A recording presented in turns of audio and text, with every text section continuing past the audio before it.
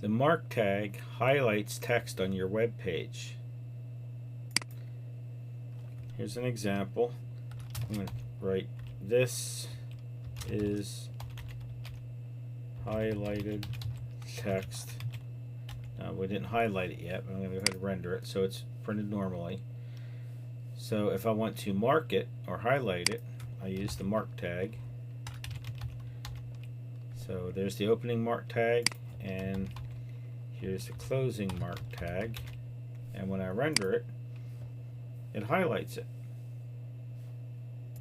All the text between the opening mark tag and the closing mark tag is affected by that tag.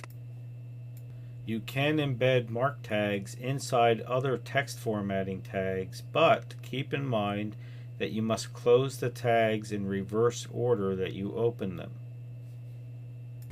For example, I can put an underline tag here and another underline tag there, and then render it, and now it's both marked and underlined.